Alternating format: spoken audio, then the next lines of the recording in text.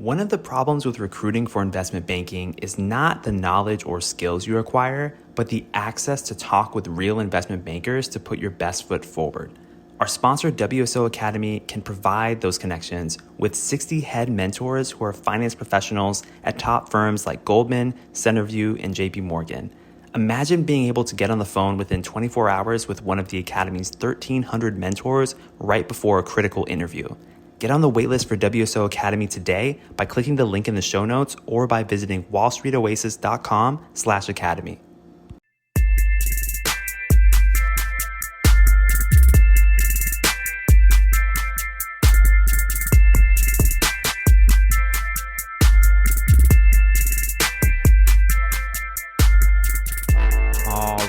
All right. Welcome to Investment Banking Insights. This is the only show dedicated to helping you learn both the technical and non-technical aspects of the investment banking process. My name is Alex Mason, and I am your host. And we're talking about mergers and acquisitions today, getting into some of the more technical types of content in this space. So let's go ahead and talk about today's question.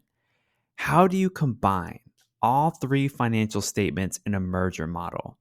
How do you combine all three financial statements in a merger model? Now, we talked about merger models. It's just another type of financial model, just like discounted cash flow, just like an LBO model, except this time we're talking about merging two companies together or some type of acquisition. Now, we talked about combined earnings per share as the way to figure out or determine whether a deal is accretive or dilutive, right? Combined EPS. We look at the buyer's EPS to see whether it goes up or goes down after the deal is done in order to determine accretion or dilution. But let's now consider how we might combine all three financial statements in a merger model. So we know the three financial statements. We've gone over this many times, although it has been a while. So we have the three financial statements. First of all, you've got the income statement. Second of all, the balance sheet. And thirdly, the cash flow statement. So let's go ahead and start with the income statement first in your merger model. So this is the statement that we're probably most familiar with because when we combine the income statements of both companies, we're eventually going to result in the combined earnings per share number.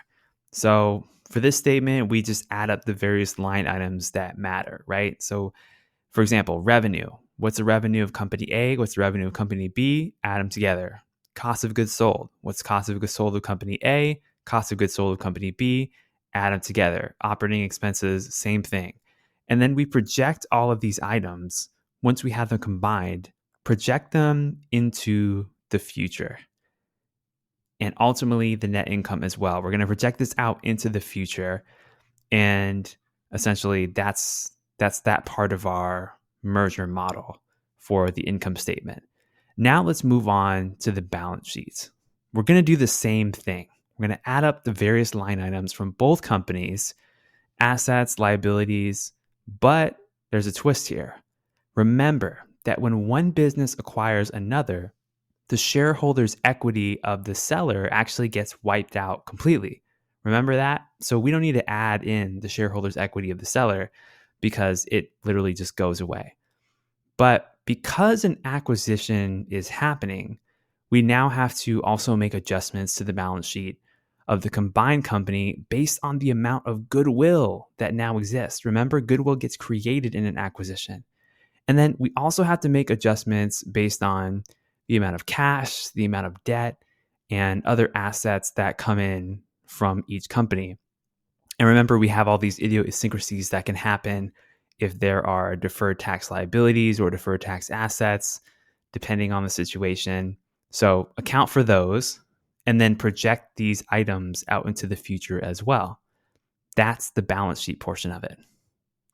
And then finally, as we turn our attention to the cash flow statement, we can create this in our merger model by using multiple periods of the other two financial statements. Remember, the cash flow statement wasn't even invented until a couple of decades ago. Before, companies used to just use income statement and balance sheet. So you can actually create a cash flow statement from just the income statement and balance sheet as long as you have multiple periods for the balance sheet in order to be able to decipher your cash flow. And then once you have that cash flow statement, it all links together. Cash flow statement links to the balance sheet links to the income statement links back to the cash flow statement. And you have everything in beautiful harmony there. And then once you have the combined company's financial statements, you have those projected numbers out into the future, and that is your model.